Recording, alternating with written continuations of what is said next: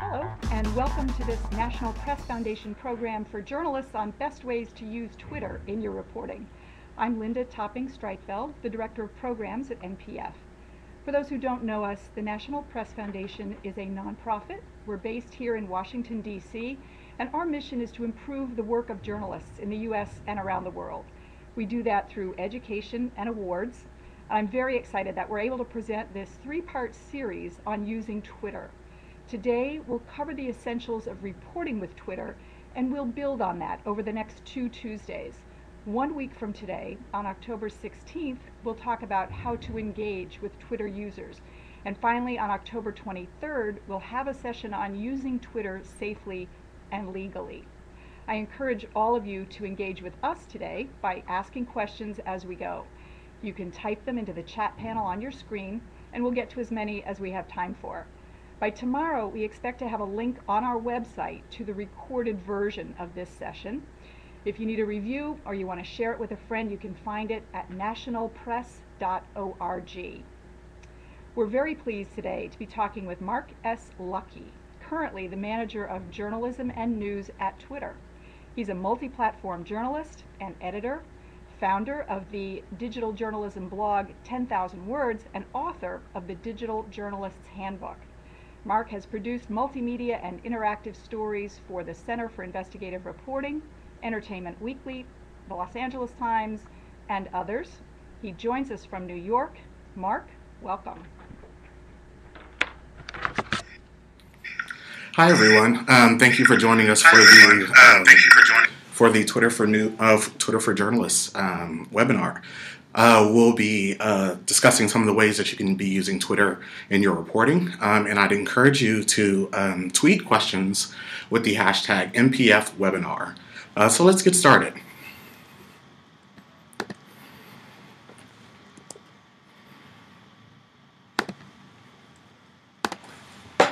So, Twitter for Journalists. There are various ways that you can use Twitter, and journalists drive a lot of the traffic on Twitter. They drive a lot of the conversation, and so the goal for journalists should be to be a part of that conversation.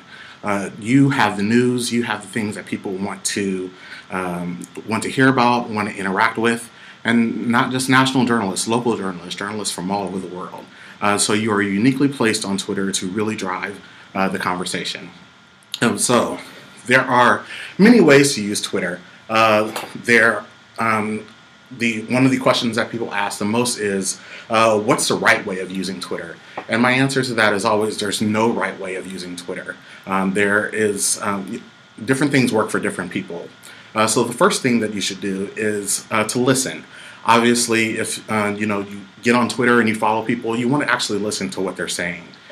Just in the same way you'd listen to someone on a phone call or you'd listen to someone on a webinar, for example. But to really take advantage of Twitter, you really want to participate. You want to join the conversation. It's called social media because it's inherently social, because people are talking amongst each other, and you can really be a part of joining the conversation. Think of ways that you can elevate your use of Twitter, and I'll be going through some of those today. The first is to crowdsource. To think about ways of asking your Twitter followers, asking your readers, asking your viewers questions related to your reporting, or even questions that aren't related to your reporting that somehow fall into your beat. Create conversations. You want to create a two-way dialogue. So not just, I'm going to ask questions and you guys answer them for me, but really to create a conversation with people. And another way of using Twitter is to amplify. Find those voices on Twitter that may not, be in newsrooms, or even if they are in newsrooms, find a way to amplify your sources, amplify the news that's happening. And so it's a great way of using Twitter. One of the first ways that reporters can use Twitter is to use Twitter lists. If you're not using Twitter lists already, you're missing out on a really great feature that Twitter has. So Twitter lists can be accessed on the left-hand side of any profile, and you'll see that little arrow there. It says lists. So if you go to anyone's profile or even your own profile, you'll see lists. You can create lists, as many lists as you'd like. And it's a great way to keep tabs on sources. What lists are basically a separate group of Twitter followers that you like to keep tabs on that aren't necessarily the people you follow that show up in your home timeline. So this is great for reporters. Say you want to follow along with the election and you want to follow the people who are reporting on it or the candidates, but you don't necessarily want them in your home timeline. You can create a list that has those people in that separate list. It's a great way for keeping tabs on sources. For example, CNN, this is their page, and if you click on lists, you're going to see a lot of different lists that they've created. You'll see anchors and reporters, CNN International, CNN News. So these are lists that they have created. If we go to the next slide, you'll see the anchors and reporters. So they've got a variety of people on here who work for CNN.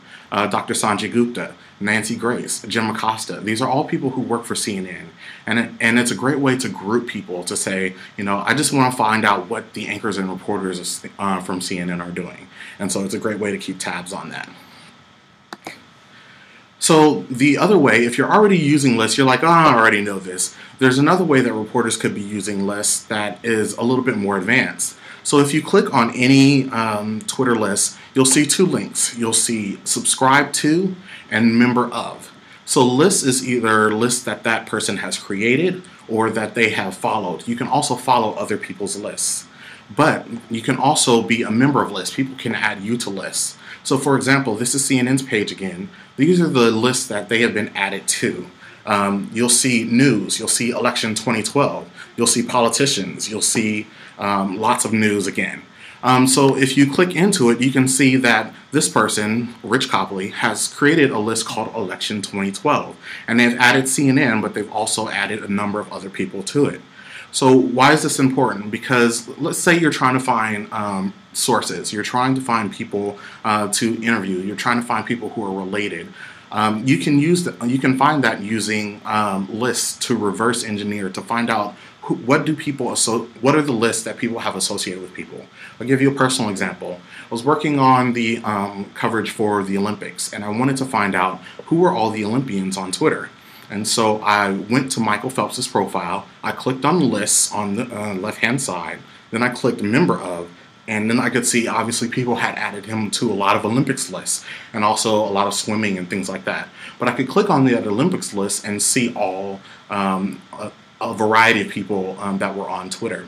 And you can do the same for city council members, you can do it for protesters, you can do it for a variety of things. So Twitter lists are the way to go. The next thing that I'd like to show you is Twitter search. If you're a reporter, this is your best friend on Twitter. You can really find out what people are talking about on Twitter by using Twitter search. And so you can put in any keyword, you can put in any name and find the people that are talking about it. So for example, I've searched for the word election here, and I see that there are a variety of people that have that are tweeting about the election. And what you'll see at the top is that there is a little section called Top All People You Follow, and that's at the very top, right under the under your search term. So right here, I've searched for #green. The cool thing is that I can search for just the top people who are talking about green, and that's by algorithm. It's the people who have got the most engagement on their tweets. And when I say engagement, I mean replies, retweets, clicks on links, or these are people who have lots of followers. But I can also click on the all button, and that'll give me all the tweets that have the #green in it. So say you're reporting on a story about, going green, and you just want to find the top people who are talking about it. You can actually click on the top button and see, the various influencers who are talking about it. If you click on all, you can see every single person on Twitter talking about it. There's another third option called People You Follow.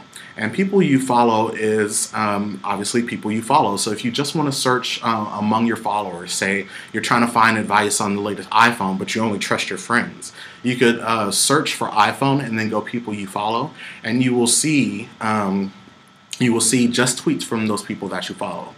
The other cool thing about Twitter search that's fairly new is if you look on the left-hand side of the screen, is that you will see not only on the right, you'll see the tweets, but on the left, you'll also see the top people talking about it. And so you can see on the left, under people, you'll see the Huffington Post. You'll see Good Magazine. You'll see Dr. Oz. These are people that are talking about green and have the hashtag green and will surface here. You'll also see images, which is a fairly new addition, and also videos. Twitter is more than just 140 characters of text. You'll see lots of different media being shared. So as a reporter, this is a great resource for you to go in and say, okay, I want to find out where are the photos that people are sharing, what are the videos that are being shared. And this is especially great for live events that are happening now or that just happened. You can find the people that are talking about them, you can find images, you can find video. Twitter is an incredibly great resource, and I encourage you to check that out.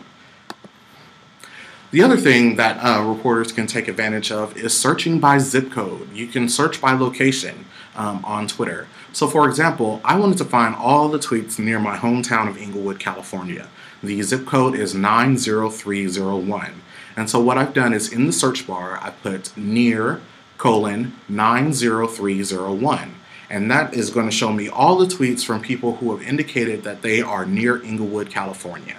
And so we'll see Rich Eisen here, we'll see Duncan Penn, we'll see Chris Dickerson, all people who are in and around the Inglewood area. You can do this for any zip code. You can also do it by name. So if you search near NYC, you'll find all the tweets that are near New York City. So this is a great way to find local people. You can also combine this with keywords. So for example, if I wanted to find people who were talking about the Lakers near 90301, I could search that very easily on Twitter and find the people who are talking about it. Again, this is a great way to find sources, to find what people are talking about on Twitter. There are a number of things that you can search for on Twitter, and a couple of them are listed here. You'll see that you can add an or. So for example, I want to find people who are talking about love or hate. And so it'll search for tweets that include either of those numbers. You can also search from. I just want to find the tweets from a single person. You can do that as well. You can also include question marks. You can also filter for links. So if I just want to find all the tweets that include links, I can put the word filter, then : then links, and that'll enable me to find that. So a lot of great ways to find this. And the way you find Twitter search is at twitter.com/search. You can search your terms there or in the top bar of any Twitter page. And if you want to find these advanced operators, if you go to twitter.com/search and click on the advanced button, you'll be taken to this little screen grab, and it'll show you what are the best ways to search that are particularly useful for your reporting. So, what's the most important thing a journalist can do on Twitter? Complete your Twitter bio. Nobody likes an egg. Nobody likes a profile that doesn't have anything in it. Because if you are on Twitter, you're sharing the news, you really want people to know who you are. And so this is a great way to do it. I encourage you to upload a photo. This is Anthony Quintano from NBC News. He's taken advantage of our new Twitter layout, our design header. His avatar is the part in the white box, and the rest is just the image in his header. But you can be as creative or uncreative as you like. It really just depends on which route you'd like to go. But most importantly, you should fill out your name, your actual name. Fill out who you are and what you do. You don't have to be very, very specific. You can just say, hey, I'm Mark Lucky, I work at Twitter. Or you can go into details about what your job description is. A lot of people also like to include their interests or their beats. So for example, if you're a style reporter, say, hi, I'm Mark Lucky, I'm a style reporter, and I also cover Emmys and red carpet fashion. So you want to give people an idea of who you are, because the first thing that people do when they come to your Twitter profile is to look at your bio. And you really want to offer up who you are, just as you would introduce yourself on the phone or introduce yourself via email. Also important for reporters is to add a URL to your website.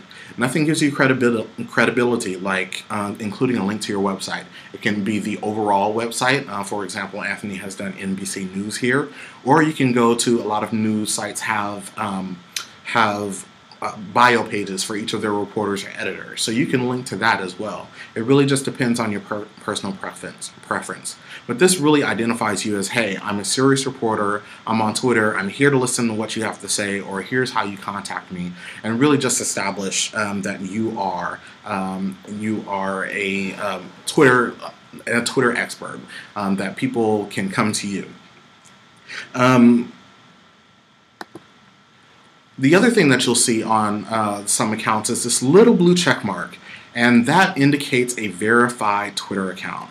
A verified Twitter account means that the Twitter team has taken a look at the account and has made sure that this is the person who says they are.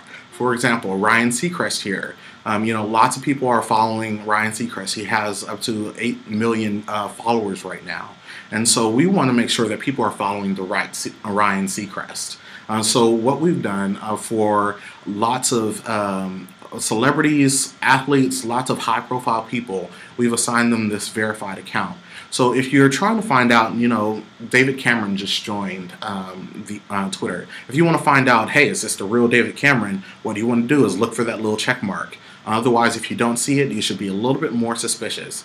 If someone doesn't have a verified account, it doesn't necessarily mean that they aren't the person they say they are. But chances are, if they don't have it, then that you should do some double checking and make sure that Twitter account is correct. Because we know a lot of people are linking to tweets, they're referring to tweets, and you want to make sure that you've got the right person, that you've done your due diligence. Twitter is no different from calling people up or sending emails or seeing people in person. You have to verify that the person is who they say they are. And we've tried to make it as easy as possible for reporters to do this. So one of the best ways that we found for you to increase your engagement and increase your follower growth on Twitter is to include the Twitter handle for the people that you're talking about. One of the biggest questions we get on Twitter is, how do I get more followers? And there are a couple of ways that you can do this. This being one example. So what do I mean by including your Twitter handle, including Twitter handles in tweets? So for example, in the first, you'll see The Guardian.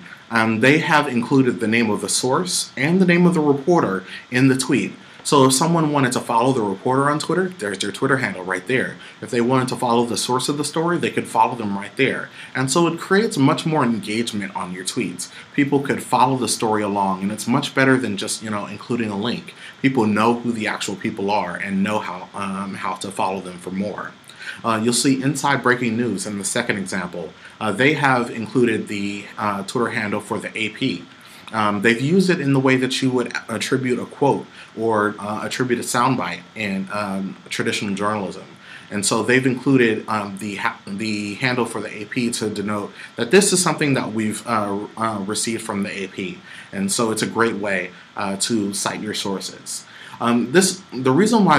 Another reason why this grows followers and also engagement is because if you just include links in your tweets, people are like, oh, they're just tweeting their headlines. But if you're actually including Twitter handles, people recognize that, hey, they're actually engaging on Twitter. They're more likely to interact with you in the long run. They're more likely to read your stuff because they know that you're not, just spewing out a bunch of links, that you have a lot of, that you're keeping tabs on what's going on Twitter. And so you should absolutely do that. Nobody likes the guy who just walks in the room and talks about themselves. You should find out what other people are interested in, find out what other people are tweeting about. So one of the biggest things that you can do on Twitter as a journalist is to tweet your beat. We find that when journalists live tweet their beat or events related to their beat, that they see a spike in follower growth and engagement. And so if you have any event happening in your beat, if there's an election or there's a protest or there's a red carpet event or there's a sporting match, live tweet it. Because the great thing about Twitter is that it offers you a behind the scenes look at what's happening in the news. It's no longer just a story. Sometimes you can follow along with the story as it's going on. The great thing is this builds anticipation for your story coming up. And so you want to give people a sneak preview. Sarah Ganem here from the Patriot News tweeted the Sandusky trial. and she saw a huge spike in followers even after she stopped actually tweeting about Sandusky. She still saw a meteoric rise in followers. And so think about, what are the things that you cover? What are the things that you can share on Twitter? That's a great way to get people interested in your stories, to get people interested in you. And when they're interested in you, they're interested in your stories. So figure out a way to, how can you tweet your beat? Of course, you don't want to take away from the reporting process, but the great thing is that you can now incorporate these tweets, your tweets, into your story. You can embed tweets now. If you go to any tweet and click the embed this tweet link at the bottom, you can actually embed your tweet. So as I mentioned earlier, Twitter is more than just 140 characters. You've got photos, you've got video, you've got text. You've got a lot of different ways to share information on Twitter. And so what I encourage you to do is to think about, what are the opportunities for video? What are the opportunities for graphics? For example, Fox Sports Midwest on the left, they have included a video here. It's just a YouTube link. But what it does is it appears in the tweet as an expanded tweet. So if anyone includes video or extra information, you also see what we call Twitter cards, which are little summaries of Twitter information. You can click the expanded tweet and you can get much more than the 140 characters or the links. So you'll see that they've included the YouTube link, and people can actually watch the YouTube from right there on Twitter. On the right, you'll see C-SPAN has shared an infographic. One of the things that we're seeing in the age of social media is that people are really big on looking at graphics. They can look at the information and understand it very quickly, and you're seeing a proliferation of graphics, not just on Twitter, but across the web. So one way to get something that's shareable, something that you can just send across the internet, is to create infographics, and you can embed that in your tweets. You can upload it directly from the website, or you can also, if you're sending out photos, you're out in the field and you want to share photos, you can tweet from your mobile phone. So there are a variety of ways to play with the Twitter platform. Finding out what works for you. If you're a videographer, you can share your videos. If you're a photographer, share your photos. That's what people find interesting. And it goes back to that idea of sharing the behind the scenes. People want to know about your story. They want to know about the reporting process. People are more curious than ever about the news process, and they want to feel like they're following along. So as a reporter, get people interested in your content as it's happening, and also, this, like I said, this will create more interest in what you share down the line. The other way of using Twitter is to use the Discover tab. So at the top of every Twitter timeline, you'll see 4 tabs. You'll see Home, you'll see Connect, you'll see Discover, and you'll see Me. The Discover tab is like your own personal newspaper. These are the stories that your Twitter friends or the people in your Twitter network are sharing on Twitter. So for example, you'll see, I follow a lot of journalists. You'll see Neiman Lab here. You'll see Pointer. These are stories that other journalists have shared. And so if you are following, for example, a bunch of people in your local area, and you want to find out what are those people talking about, you can click on the Discover tab and you can find out the stories that people are sharing. Odds are there's something in here that you haven't exactly thought of. So there is, so Twitter, a lot of people sort of think of it as, just reactions. This happened and now we're going to go take a look at,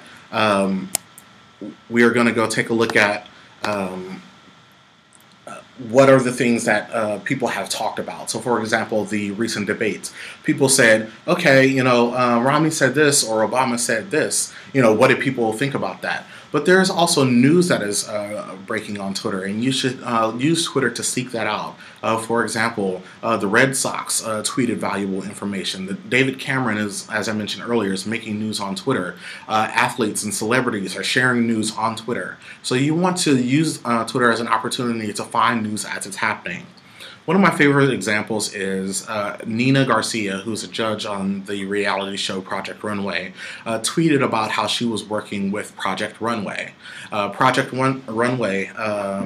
Nina's tweet. She was working with JCPenney. And so Nina's tweet actually moved the stock market for JCPenney because people saw that, oh my God, Nina's Garcia is going to be working with JCPenney, and so JCPenney stock actually moved. And so that's an example of Twitter impacting the conversation. It's impacting what people are talking about. You should follow the right people. Follow the people that are in within your beat so that you know what they're talking about. The other thing that I hear people ask a lot is, I can't be on Twitter all the time. How do I check and see what people are talking about? You can easily, like I said, go back to the Discover tab. You can find out what people are talking about there. You can also just follow, a group of people or follow lists. You don't have to be on Twitter all the time, but for every journalist, it's almost an imperative now to be on Twitter because there's so much going on the platform. And so if you want to be in the know, if you really want to be a great reporter, you have to think about how can you find ways of using Twitter. The other thing that we found is that you should share what you're reading. As I said, that there's a lot of behind-the-scenes information being shared on Twitter. We find that when you actually share things that are non-company links, that you can actually drive engagement much higher, 100 to 200% on your tweets. So think about, what are the things that you're reading? Reporters pick up newspapers, they're watching television shows, they're finding things that are interesting. You should find out what are those things that I'm reading that my viewers, my readers should be thinking about, and share with them, and they'll appreciate it. They'll appreciate insight into what you're talking about. So the other thing to think about is Twitter is not just a promotional tool. It's not just a way to, share your stories or try to gain followers. You should also, like I said at the beginning, you should be listening. You should find out what people are talking about, responding to them, creating conversations. That is really the strength of Twitter, is creating conversations. You really want to not just feed information into your news story, but find out ways of offering information to other people. So there are a lot of resources made available to you. And one of those is Twitter for News. So Twitter for News is a website curated by the Twitter team that's specifically for journalists. If you go to the website listed here, bit.ly/Twitter for News, you're going to find a lot of examples of how you can use Twitter, a lot of ways that you can engage, that you can use it for reporting, that you can do all kinds of things that are very specific to journalists. And there are lots of examples in there for you to follow. The other place that I encourage you to follow is @Twitter for News. This is our Twitter feed where we're sharing the latest links. We're sharing lots of tips and tricks and interesting things that people are doing on Twitter, and we want to hear from you. What are the great things that you're seeing? What are the ways that we can make Twitter better for you? I encourage you to tweet at Twitter for News, and because we are now going to transition to the question part of our webinar, I'd encourage you to use the hashtag MPF webinar. And so let's see. So there it is. There's the hashtag MPF webinar. So we're going to start taking questions and see what you guys have to say, and I will answer questions as best that I can.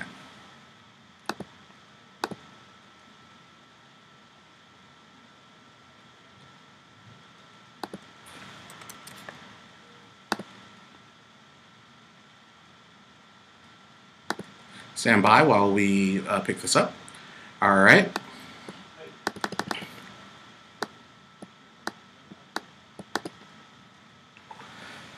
Okay. How can the this is a question from Ido.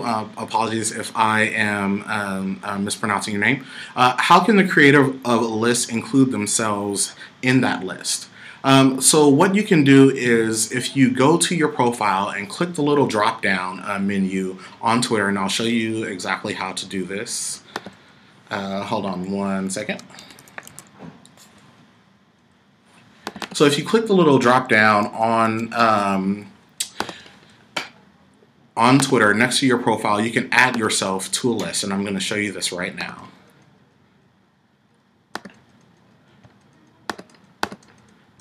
Okay, having a technical difficulty, but you can, other people can add you to lists. There are various ways of doing that. I'll follow up and try to get this website working so we can make that happen for you.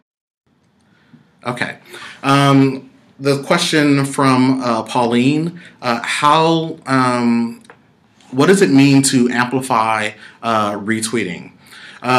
Or does amplify mean retweeting? So there are various ways of amplifying the conversation on Twitter. Yes, you can retweet. You can post links to other people's content on Twitter. There's a various ways of amplifying the conversation. But basically, point people to the sources that you're looking at. You really want to, find a way to link to them or get them going in the conversation. So Karen asks, I had the sense that people were moving away from hashtags because the search engine is getting better. The search engine is getting better, but hashtags are the way that people are having conversations on Twitter. You'll see that there are hashtags for everything. There was hashtag Big Bird after the recent debates, and so you will see that you can actually grow the conversation by participating in hashtags because people can follow along. They can say, here's the hashtag that I want to follow. For example, Sarah Ganim, when she was tweeting about the Sandusky trial, used the hashtag Sandusky trial. And it was a great way for people to follow along. So you actually do yourself a service by including hashtags in your tweets. It's got to be relevant hashtags. You can include hashtags for anything. It could be a person, place, or thing. It could be something that you totally create yourself. But it's much better to create hashtags and put them in so that people can follow along. Zip codes only work in the U.S. as Lorena says. But yes, you can search for any city in Twitter using Twitter search. So if I do near, Budapest, I could find all the tweets near Budapest. Or if I did near Lyon, France, I could find all the tweets there. There's a variety of ways to do that. Webby mentions setting up columns in TweetDeck and Hootsuite. I find that in most newsrooms all over the world, you'll see people using products like TweetDeck that allow you to track tweets as they're coming in. This is especially useful during live events. What these products do is basically allow you to create columns dedicated to a variety of things. You can create a column with just your mentions. You can create a column with a specific hashtag. You can create a column for Twitter lists, and it's a great way of following along. You'll see tweets starting to cascade down your TweetDeck. And so if you're not using TweetDeck, I'd encourage you to do so. It's a very valuable tool for following along with the news. So Gil Newsom says, I live tweeted a conference recently. I work for a human rights organization. It was exhausting but worth it. Yes, live tweeting is having your hands on the keyboard or having your hands on the phone and trying to do both at the same time. You really have to strike that balance. The more you get into it, the easier it is. But most importantly, it's important to listen. You don't want to tweet something wrong. You don't want to have to go back and do a correction. So listen to what the people are saying, or if it's an event, what's going on, and then tweet what's happening so that you get a full understanding about what's going on. So other questions? The URL for Twitter for News is bit.ly/Twitter for News. Or you can, the easiest way to do it is just go to twitter.com/Twitter for News, and you can find the information there, and that's for Webby. So Karen says, seems like Twitter has made it harder to modify tweets than it used to be. Can't just cut and paste a tweet the way I used to. Is there an easy way to MT that I'm missing?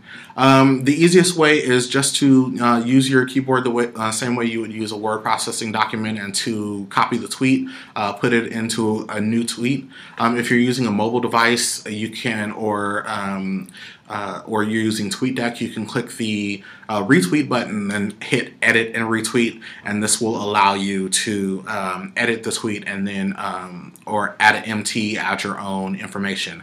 But one of the things we found, we recently did some research based on lots of data, lots of different Twitter accounts, thousands of tweets, and we've actually found that the best way to improve engagement is to use the retweet button. That's contradictory to what a lot of journalists sort of understand. Journalists think, just copy the tweet and add the MT or add the RT. But we actually find that when you hit the RT button that's next to every single tweet, you're actually going to drive more engagement. There are a lot of reasons why that is. I'd like to think that one of the reasons is that people just like to know that you are listening, that you are quoting other people on Twitter. Twitter can be used to curate other content, and so if you hit the retweet button, it's a way of curating content and letting people know this person said this and this person said that. So what I encourage you to do is to, if you're just going to quote the person, to use the RT button. Yes, use the retweet button. Or if you're going to add something extra to the conversation, or you're going to add a little bit more, you're going to do an MT, then you should actually create a straight MT in the traditional way, which is a copy and paste the text. So that's up to you to decide. There's a lot of ways to use Twitter, as I mentioned, and so you have to do whatever works for you.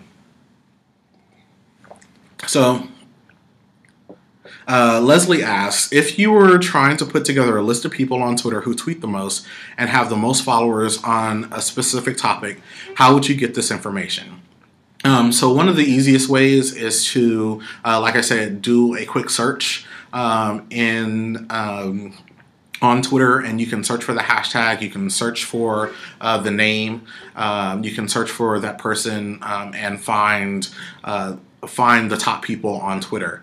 The other way that you can do it, there are a variety of third-party services that allow you to drill down who are the top people in any specific information or specific groups.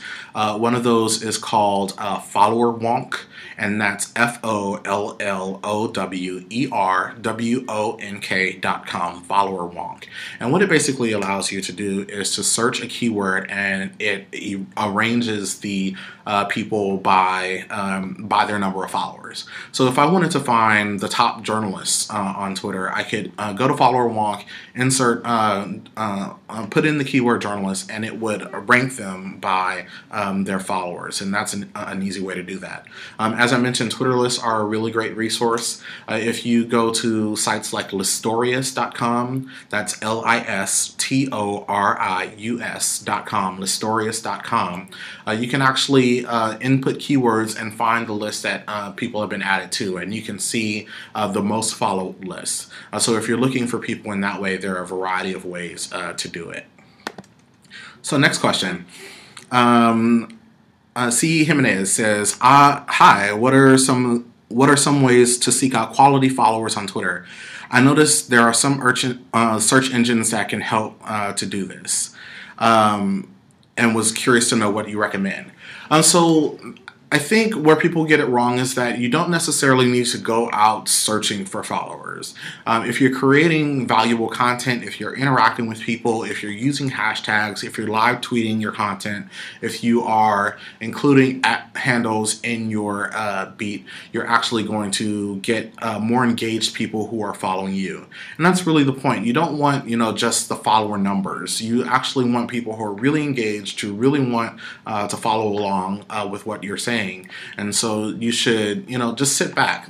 Followers don't happen overnight, just in the same way as website traffic doesn't happen overnight. Comments counts don't happen overnight. You really just keep doing what journalists naturally doing, which is sharing the news. And again, live tweeting is a great way to drive followers. But actively seeking out followers, that's I don't think it's something that journalists should be concentrating on. So, let's see. When tweeting in different languages, Spanish/English, do you suggest tweeting half and half or tweeting sometimes in English and others in Spanish? It's really up to you. I've seen a lot of people on Twitter who tweet in one or more languages. What you have to recognize, though, is that there are some people who will not understand, the tweets in another language, and you may be putting them off if you continue to tweet in another language. So it's up to you. You can tweet in as many languages as you like. And the Twitter platform itself is actually available in lots of different languages, but you have to be cognizant of alienating followers because you're tweeting in a language that they don't understand. But again, it's up to personal preference. So, question from Twitter: is TweetDeck better than Hootsuite? Good question. TweetDeck is the official Twitter app. Application. It is maintained by Twitter. It is worked on by the good folks in engineering, the good folks who work specifically on the product. So we can guarantee that you're going to get the best Twitter experience possible using the TweetDeck app. Of course, there are a lot of different apps that allow you to follow along what's happening on Twitter. There's Hootsuite, there is Twitterfall. There's all these different apps. Really, you have to find the one that works for you. Lots of people have personal preferences, and so the great thing about third-party apps is that they are tailored in ways that work for specific audiences. We'd encourage you as much as possible to use TweetDeck because like I said, we're trying to create the best experience possible for you, but there's no law against using anything else. So, next question from Lavanya. Mark, is it all right to keep a single account for personal and professional purposes? Yes. So what I encourage journalists to do is to keep a single account that has your name, that has who you are. And it's okay to be a little bit personal on Twitter. I'll give you an example. I started the blog 10,000 Words, as Linda mentioned. And when I started it off, it just had the little orange logo as my avatar. And people were like, well, who is the guy behind 10,000 Words? And I'm like, I want to keep it separate. I don't want to tweet anything really personal. And people were like, well, we want to know who you are. And so when I ultimately switched it to a photo of myself, not only did I find that I was much more open in terms of what I was sharing on Twitter, but also people were responding to the Twitter account more. So when you share a little bit of personal, again, those things like what you're reading, you're actually going to find that you're going to be much more engaging on Twitter. You're going to drive higher followers and higher engagement growth. So the thing is, though, you don't want to get too personal. You don't want to, tweet, family photos or tweeting pictures of your house or things like that, because there's a line that journalists just naturally have in terms of sharing too much on Twitter. And so you want to make sure that you're not crossing that line in any way. But you can share things that you're reading on Twitter, just do it in a personal way. So, for example, I've shared Dr. Seuss quotes. I've shared, pictures of technology conferences. I've shared things that are outside of, what I normally do. And this is for both Twitter and in my previous role at the Washington Post. Just being a little bit more personal makes people much more likely to interact with you. Now, I will say that there's no law on Twitter about having multiple accounts. You can have as many accounts as you like, as long as you have a separate email address for each of those accounts. And if our system doesn't determine that you are doing this to spam people.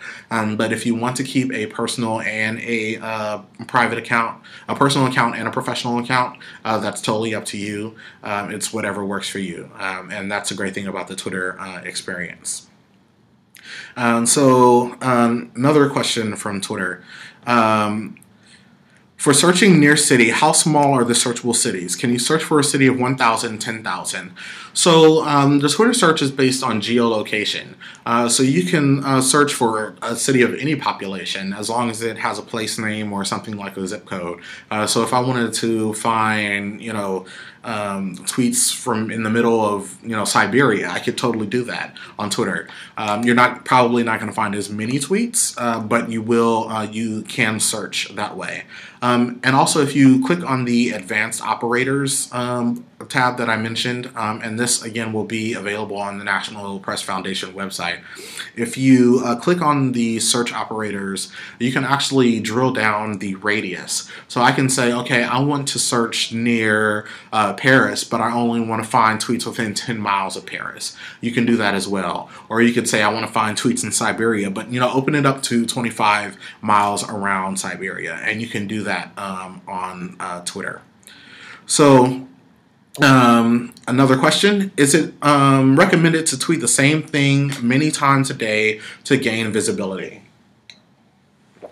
So what you'll find is that what a lot of journalists are doing now is they'll tweet the same story at various hours during the day, but they'll tweet it in different ways. So if I said, if I was tweeting about this webinar, maybe in the morning I'd say, hey, I'm doing a webinar, come join me. In the afternoon I'd say, oh, the webinar was great, here's what I learned. Or the third tweet in the evening could be, catching up on the webinar, did you miss it? Pass it along. So really making sure that you're not sending the exact same tweet. But you should change it up as much as possible. You can tweet as often as you like. There are no rules for how often you tweet, but you should really try to change it up. And also recognize that the same people who are on Twitter in the morning are not the same people who are not necessarily the same people who are on in the evening or afternoon. So it's okay to tweet something more than once in a day. And also to tweet it, over the course of a couple days or even a week if you like. What I've seen a lot of journalists do is also to tweet things from their archives, things, hey, I wrote this story last year. It's still relevant. You should check it out. So really finding out what works for you. Question from Twitter. My Twitter handle includes my company name. Is that a bad idea? Should it be more personal? So I will say, just anecdotally, when a lot of newsrooms were getting their reporters on Twitter, they would encourage them to include the name of the newsroom within their handle. And because the Twitter bio is so visible, you don't necessarily have to do it. It's not a bad thing if you do. It's an easy way to figure out who you are. So if I changed my handle to Mark Lucky Twitter, people could automatically know that I was with Twitter. But the one reason not to do this, and it's totally up to you, is that if you, for any reason, decide to leave the organization, you're going to have to change your Twitter handle. And Bon Tempe asks, what's a Twitter handle? It's your Twitter username. So for example, my Twitter handle is Mark S. Lucky. And so whenever someone refers to me or tweets about me or I tweet to them, they see the Twitter handle Mark S. Lucky with the @ in front of it. And that's how you know it's someone on Twitter. So if you are thinking about adding your newsroom's name into your Twitter handle, you should consider, am I going to have this Twitter handle forever, or am I going to want to change it down the line? That is totally up to you. 1 second, guys.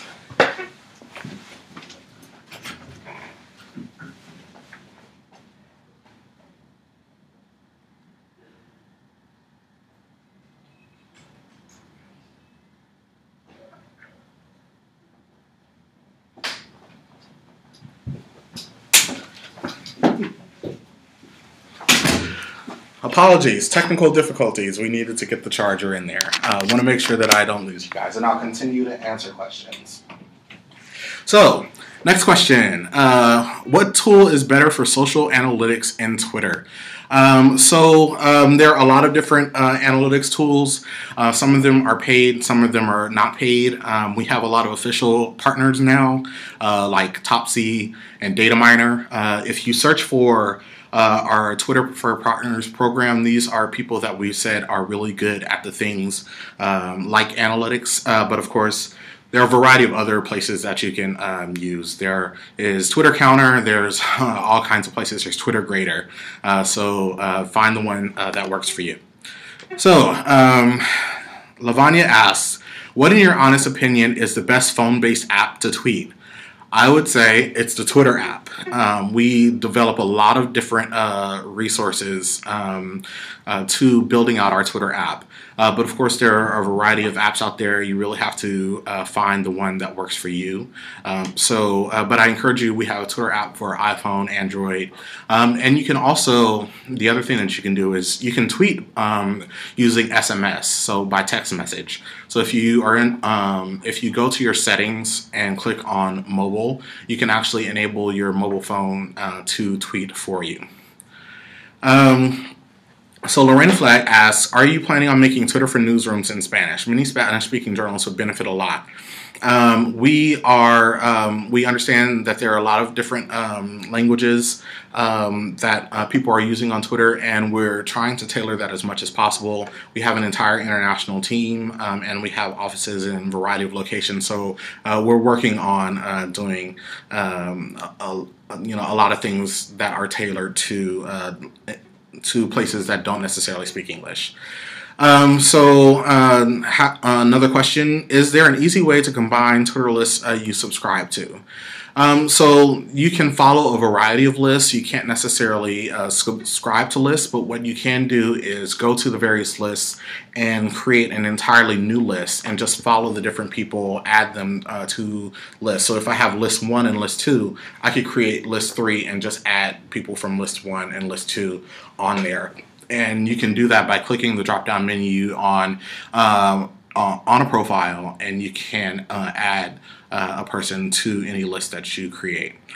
Can I repeat the analytics tool? So Topsy, which is Topsy.com, Dataminer, which is Dataminer, and you can find a lot of these at just search for Twitter Partners Program, and you'll find a lot more tools for analytics and presentation and things like that.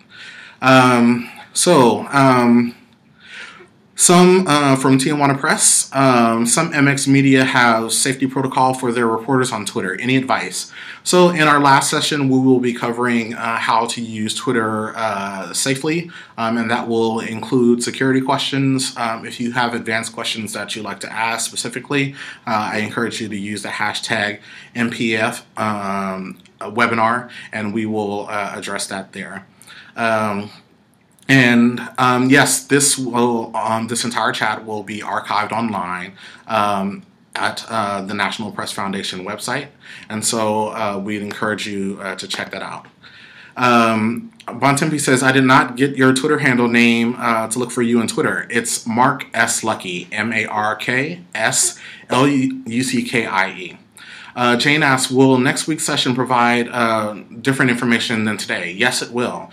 So I'll be going further into how to engage on Twitter, some of the ways that we found that newsrooms are engaging on Twitter. It'll be all new information, as well as the third session, like I said, which will be addressing security issues, how to use Twitter safely, and things like that. And I'm glad you found me. Thank you, Bontempi. I'd like to thank you guys. If you have additional questions that you'd like to ask, continue to tweet with the hashtag MPF webinar, and we will make that happen. We will answer those questions either online or in on the MPF website. So we will see you for the next session. And Linda, I'm going to throw it back to you.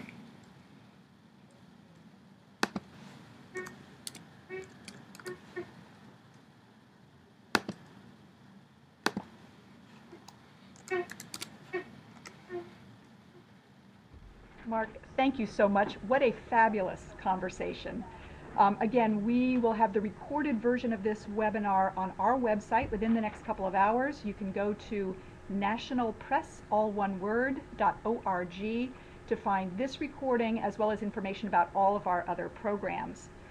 By the way, all of our programs are offered free to journalists, and if you would like to contribute to this effort, you'll find a button on the homepage of our website that says Donate to NPF. And we thank you in advance for any help you're able to offer. Next Tuesday, October 16th, join us to learn how to engage with Twitter users. As Mark indicated, there's going to be lots of new information. And then on October 23rd, we're going to have a very important primer on how to use Twitter safely and legally.